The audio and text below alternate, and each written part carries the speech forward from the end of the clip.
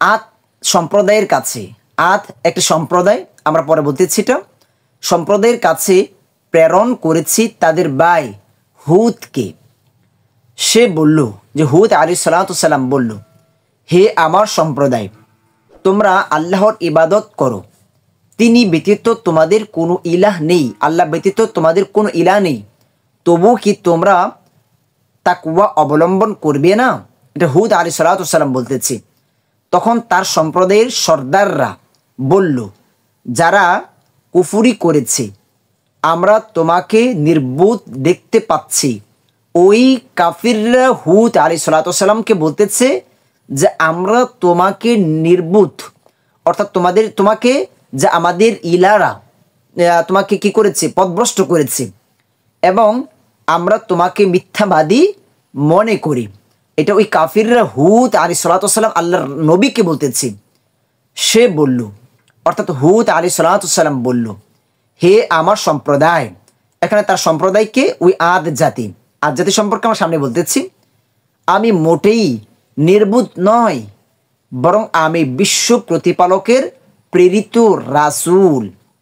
তারপরে আমি তোমাদের কাছে আমার রবের বার্তা পৌঁছাই। হুদ আলাইহিস সালাম বলতেছে ওই আদ সম্প্রদায়কে, আমি তোমাদের বিশ্বস্ত হিতাকাঙ্ক্ষী, আমি তোমাদের কোনো শত্রু না, আমি তোমাদের কল্যাণের জন্যই আমি আল্লাহর পক্ষ থেকে কি বার্তাবাহক হিসেবে, রাসূল হিসেবে তোমাদের কাছে এসেছি।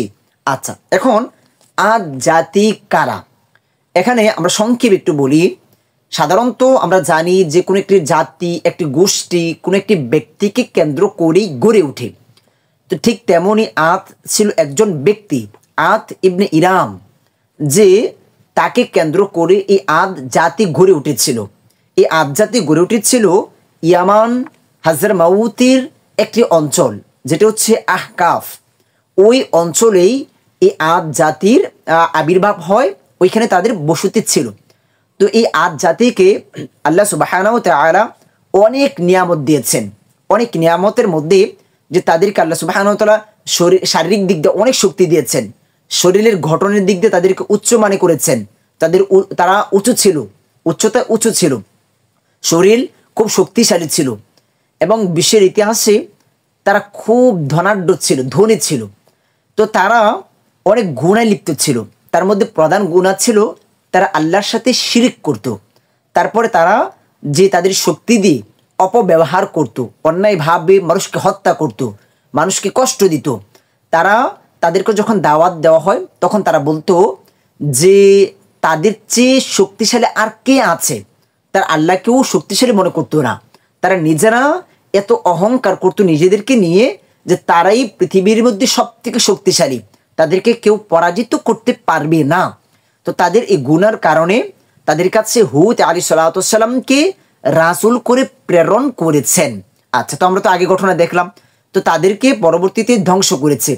যে আল্লাহ সুবহানাহু ওয়া তাআলা, আল্লাহ নবী যখন তাদেরকে দাওয়াত দিল, তারা অস্বীকার করলো, কুফরি করলো, অহংকার করলো, তখন আল্লাহ সুবহানাহু ওয়া তাআলা প্রথমত 3 বছর পর্যন্ত তাদের মধ্যে কোনো বৃষ্টি বর্ষণ করেন নাই।